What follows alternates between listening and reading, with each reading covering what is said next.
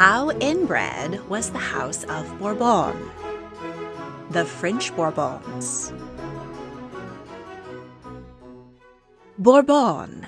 It ain't just a whiskey from Kentucky. In the 17th and 18th centuries, this cadet branch of the French royal family came to rule France, Spain, Parma, Naples, and Sicily. Along the way, they did plenty of cousin kissing and sister swapping. On a scale from 1 to Hapsburg, they're about an 8. They suffered more than their share of inbreeding-related infant mortality and mental illness, but not quite enough to have mandibular Prognathism named after them. Though, when they decided to bring in fresh blood, it was often a Hapsburg bride.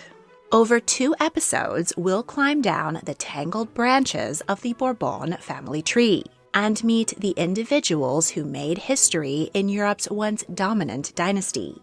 Today, we'll meet the French Bourbons. Their misrule lost them the crown and their heads during the Revolution. But France just couldn't get enough and restored the family to power twice more. Though the French Bourbons are no longer in power, they're still around, suing over their lost châteaux and informing protesters that the best solution to the nation's current ills would be restoring the monarchy. The French Bourbons. The House of Bourbon began with the 1272 marriage of Robert, Count of Clermont. He was the 6th and youngest son of King Louis IX of France, thus he inherited very little. At 23, the prince was struck a devastating blow to the head during a jousting tournament. He was disabled for the rest of his life. However, his royal blood afforded him a prestigious bride, Beatrice of Burgundy. She was the only surviving child of the ruler of Bourbon in central France. The eldest of Robert and Beatrice's 6 children, Louis made a deal with his royal cousin, Charles IV, which saw him elevated to Duke of Bourbon. In 1328, the Capetian dynasty came to an end when Charles IV died without a son, and the throne passed to his cousin, Philippe VI of the House of Valois. The Valois carried on for another 2 centuries. The Bourbon family, a cadet branch of the royal house of Capet, continued to mind their business and govern their chunk of France for 9 generations, as their royal cousins ruled the country. In 1559, King Henri II took a lance to the eye. Perhaps those French royals should have laid off the jousting. He left behind 4 sons, and the House of Valois looked strong, but one after another, all 4 died childless. All the while, France was embroiled in a bloody war between Catholics and Protestants, aka Huguenots. In an effort to forge peace, a marriage between Henri's sister, Marguerite of Valois, a Catholic, and Protestant Henri of Navarre was arranged. Hundreds of powerful Huguenots came to Paris for the celebration. But while they were nursing their hangovers, the Catholics pounced. As many as 30,000 Huguenots were murdered across France. This was only the most famous tragedy in the tug-of-war of revenge killings, which cost thousands of lives on both sides. In 1589, King Henri III was stabbed to death by a fanatic friar, leaving France in a succession crisis.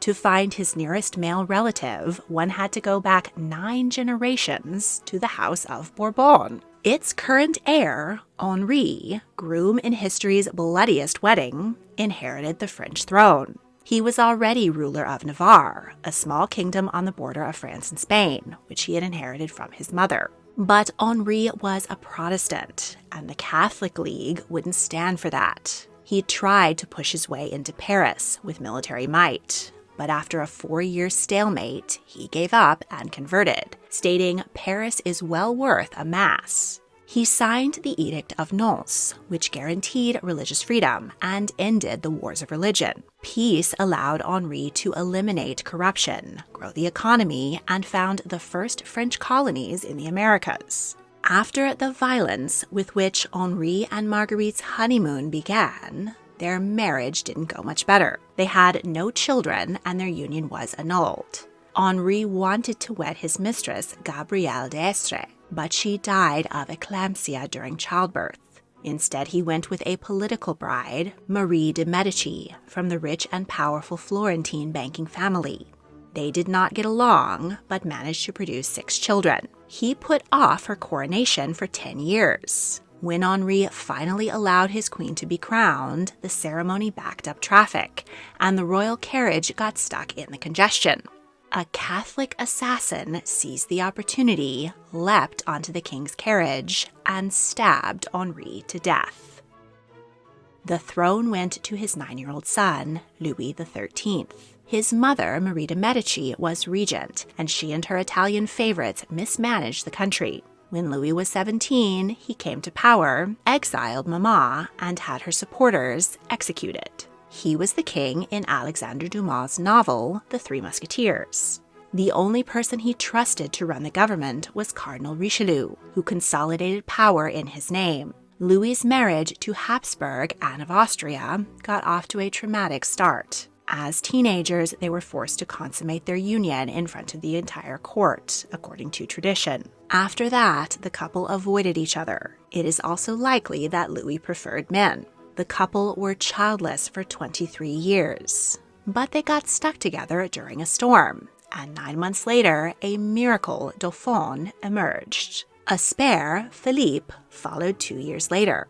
King Louis died, possibly from tuberculosis at 41, leaving the throne to his 4-year-old son, Louis XIV. After 2 decades of growing up, he took personal control of France, and oh, what a rule it was. Louis transformed his father's hunting lodge at Versailles into the most spectacular palace Europe had ever seen. And in order to curry royal favor, nobles had to show up in person to grovel to His Majesty. Louis XIV became known as the Sun King, as all light in France shone from him. Thus, Louis drew all the powerful men in the land to bask in his glory, and he smashed the remnants of feudalism. He also revoked the Edict of Nantes, forcing Huguenots to convert or flee. Most of Louis's glory was drawn from waging wars across Europe. Though millions died, he cemented France's military might. In order to end a conflict with Spain, he wed his first cousin, Maria Theresa. She gave birth to 6 children, though 4 died in infancy. He also had numerous mistresses and illegitimate children.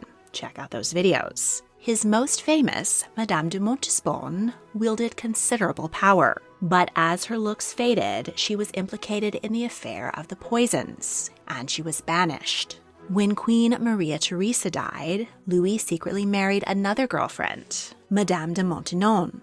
Louis's son and heir, Louis le Grand Dauphin, died of smallpox at the age of 49. His son, Louis, Duke of Burgundy, and his wife and children fell ill with the measles. Eager doctors bled the royals and administered emetics, which actually made them deteriorate faster. The prince, princess, and their eldest son, Louis, Duke of Brittany, all died.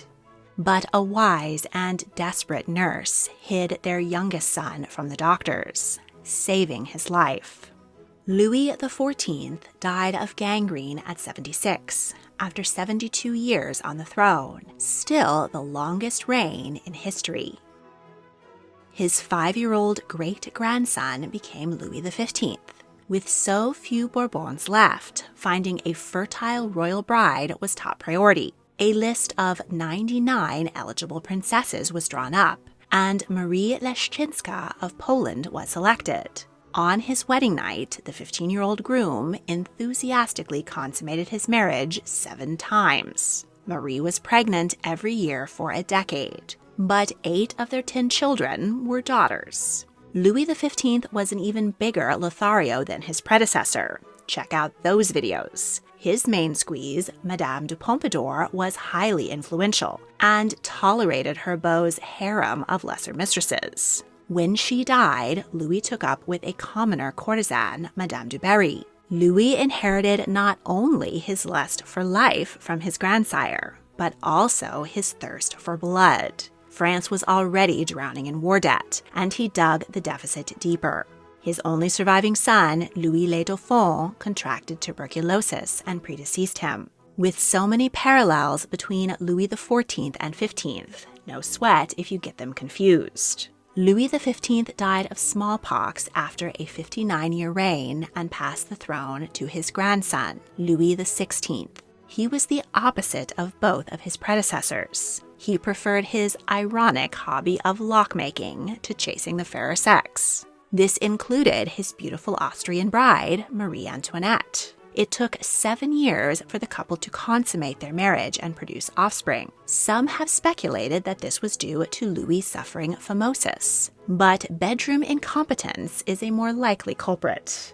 Queen Marie filled her lonely days with parties, gambling, and fabulous gowns, jewels, and hairstyles. She took the brunt of the blame for France's failing economy. She was initially ignorant of the people's woes, but she never actually uttered, "Let them eat cake."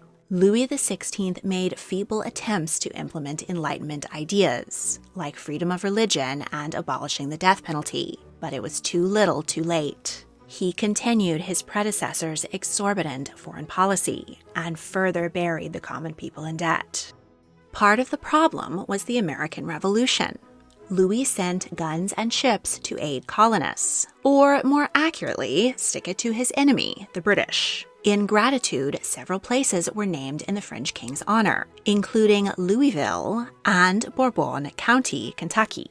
Its largest town is Paris. Over the next century, Scotch-Irish settlers to the area introduced the technology to distill whiskey. They added local flair by aging the potent potable in charred oak barrels. This gives it a distinct dark brown color and rich, mellow flavor. By the mid-1800s, the liquor was shipped around the country in bottles labeled Bourbon whiskey, or, as it's more commonly ordered on the rocks, Bourbon. Though some argue that the libation got its name from Bourbon Street in New Orleans. This hard-partying thoroughfare in the heart of the Louisiana Purchase was also named in honor of the French royal family. So whichever story you believe, you can raise a mint julep to the House of Bourbon. By the 1780s, the French were not in the mood to throw beads to the royal family. They preferred rocks and severed heads. Louis called a convention of the Estates General to address the nation's troubles. The 3 estates, the clergy, nobility, and common people, each had 1 vote. But the majority in the 3rd estate were constantly outvoted by the minority in the 1st and 2nd. Furiously frustrated, the common people stormed the Bastille prison on the 14th of July, 1789. They released prisoners and seized the arsenal. Next, a mob of Parisian women, incensed over the inflated price of eggs, bread, marched to Versailles to ransack the queen's apartments. But the royals were cowering in the king's room. By the time they were found, the mob had calmed down enough not to kill them. Instead, they forced them to come back to Paris, where they were imprisoned in the Tuileries Palace. The French monarchy was abolished, and King Louis, now downgraded to citizen Louis Capet, and Marie Antoinette lost their heads. Royalists secretly saluted their son, Louis Charles, as King Louis XVII, but he died in prison at the age of 10. His sister Marie-Thérèse was the only royal child who survived the revolution. On the eve of her 17th birthday, she was liberated. She ran to her family and married her first cousin, Louis-Antoine, Duc d'Angoulême. Back in France, General Napoleon Bonaparte rose to power and crowned himself emperor in 1804. He mobilized the French army and conquered large swathes of Europe. But in 1814, he was defeated by the other European superpowers and exiled to the island of Elba. Not wishing to return to the bloody days of the Republic, France invited the Bourbon family to restore the monarchy. 21 years after the execution of Louis XVI, his brother was crowned Louis XVIII. Months later, Napoleon escaped and retook France. The Bourbons fled again. After 100 days, Napoleon was defeated at the Battle of Waterloo and sent to the island of St. Helena, from which he would never escape. The Bourbon dynasty was restored for a second time. But not everyone was happy to have the monarchy back. Prince Charles Ferdinand was stabbed to death at the opera. There were very few Bourbons left, and it looked like if they managed to survive the wrath of their people, the dynasty might just die out on its own. But Charles's wife, Marie Caroline, discovered she was pregnant. Her son Henri was hailed as a miracle. Louis XVIII died in 1824, and his younger brother became King Charles X. Marie-Thérèse's husband was now heir to the throne. Charles refused to compromise with the working and middle class. He purged the government of former revolutionaries and supporters of Napoleon. In July 1830, armed demonstrators flooded Paris to protest the king. Charles was forced to sign abdication papers. This made his son, Louis Antoine, King Louis XIX, and Marie-Thérèse, Queen of France. Their glorious reign lasted 20 minutes. Louis was also forced to sign abdication papers. Marie-Thérèse begged him to refuse, but he could not. According to primogeniture, his 9-year-old nephew would have been King Henri V, but he was forced into exile with the rest of the family. He married Marie Antoinette's grandniece, Archduchess Maria Therese of Austria-Este, but they never had children. So the senior branch of the House of Bourbon died in 1883 with Henri. But the Bourbon family's rule over France had not yet come to an end. To see where the crown went next, we have to travel back 2 centuries to Louis XIII's second son, Philippe I, Duke of Orléans. During his childhood, his mother called him "my little girl" and allowed him to dress in feminine clothing. Feminizing the spare made him less of a threat to his big brother, Louis XIV. But this may also have been Philippe's natural inclination, as he continued to attend balls in gowns and sleep with men and women for the rest of his life. Philippe married his first cousin, Princess Henrietta of England. They were unhappy and both took lovers. Sometimes they even slept with the same handsome men. Henrietta had 8 children, and it was rumored that her brother-in-law, King Louis, had fathered some of them. Henrietta died suddenly at 26, possibly after being poisoned by Philippe's jealous lover. Unsurprisingly, the prince had a hard time finding a second wife. Eventually, German Princess Elizabeth Charlotte accepted him. She confided in a friend that the prince needed to hang a rosary around his private parts in order to perform in bed with her. Despite Philippe's habit of stealing her clothes, the couple got on rather well. Together they had 3 children and founded the House of Bourbon-Orléans.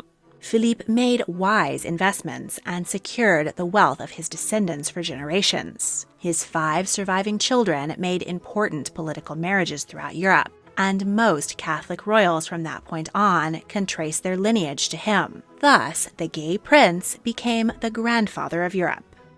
His only surviving son, Philippe II, Duke of Orléans, was forced to wed his uncle's favorite illegitimate daughter, Françoise Marie. He was appointed regent to his 5-year-old great-nephew, Louis XV. But he was more concerned about securing his own place as heir than governing, and his regency was a disaster. He was removed from power and died at 49. His male line descendants, Louis Philippe I, and Louis Philippe II, wisely stayed out of politics, while their cousins screwed things up for the country. Instead, they focused on growing their immense wealth. The latter 2 dukes married more Bourbon cousins, descendants of Louis XIV's illegitimate children with Madame de Montespan. Louis Philippe II was 7 years older than his cousin, Louis XVI. The princes grew up together, but familial rivalry fermented into hatred. The Duke coveted his cousin's throne, and the king continually denied him political and military advancement. When the revolution broke out, Louis Philippe jumped on board. He dropped his titles and changed his name to Philippe Égalité, or Equality, and was the most prominent person in favor of removing royal authority. At first, he favored a constitutional monarchy, but when the king was brought to trial, Philippe voted in favor of beheading his cousin. He also voted for sweeping edicts to condemn anyone presumed to be an enemy of liberty. Within 5 years, this was used against him, and Philippe Égalité was made equally short to his cousin. when he had his own date with Madame Guillotine. His son, Louis Philippe, distinguished himself as a commander in the Revolutionary Army. He married his cousin, Marie Amalia Theresa of the House of Bourbon to Sicilies. He disagreed with the Republic's decision to execute Louis XVI, so he deserted the army and fled to Switzerland. It was this decision which condemned his father. Upon the restoration of the Bourbon monarchy, Louis Philippe was welcomed back to the court of Louis XVIII, who reinstated him as a lieutenant general. But centuries of built-up resentment meant the cousins were wary of each other. Louis Philippe was more liberal and popular with the people. When the July Revolution forced Charles X to abdicate, he asked Louis Philippe to announce his grandson as King Henri V. He did not do that, and allowed the Chamber of Deputies to proclaim him king instead. Louis Philippe I was king of the French rather than king of France, indicating he was a constitutional monarch in service of the people rather than the owner of the land. He restored peace with the European powers Napoleon had alienated and instigated the French conquest of Algeria. But he was not universally popular. In 1832, the death of General Lamarck, a popular royal critic, sparked riots in Paris. This event featured prominently in Les Miserables. Over the course of Louis Philippe's 18-year reign, industrialists and bankers came to dominate the country. As the economy once again turned rotten for the common people, the king got the blame. In 1848, a revolutionary movement called the Springtime of the People blossomed across Europe. In France, it saw King Louis Philippe toppled and forced to flee to the United Kingdom. After so many encores, the curtain finally dropped on the House of Bourbon for good. But the French still weren't ready to close the show on monarchy altogether. Napoleon's nephew, Napoleon III, who had been elected president, declared himself emperor in 1852. He lasted for 18 years, but was thrown out in 1870. France once again declared itself a republic, and this time it stuck. The Bourbons were out of power in France once and for all. But while Louis Philippe had been in power, he married several of his 10 children into other royal families. His descendants occupied thrones in Mexico, Bulgaria, and Spain, and his 4 times great-grandson, Philippe, is the current king of the Belgians. Headship of the House of Bourbon-Orléans and the claim to the French throne continues to pass down the male line. Crown Prince Ferdinand Philippe was a handsome and popular military commander. His German bride, Helene of Mecklenburg-Schwerin, introduced the Christmas tree to France. Ferdinand Philippe might have been a successful king, and even staved off the 1848 revolution. But in 1842, he was thrown from his carriage and fractured his skull. He died at 31. His son, Prince Philippe, Count of Paris, was 10 when his family fled. After his cousin Henri died, royalists were split between hailing him as King Philippe VII and supporting his Spanish cousin, who we'll meet in the next episode. As Philippe didn't have an actual nation to rule, he traveled the United States and volunteered in the Union Army, where he surely got to sample some of the Bourbon whiskey which bore his family name. The prince distinguished himself in several battles and wrote a well-regarded text, The History of the Civil War in America. He settled down with his first cousin, Marie Isabelle d'Orléans, and they had 6 children, including Amélie, the last Queen of Portugal, and Philippe, who became Duke of Orléans and claimant to the title Philippe VIII upon his father's death. After graduating from the military academy at Sandhurst, he lived as a bon vivant playboy,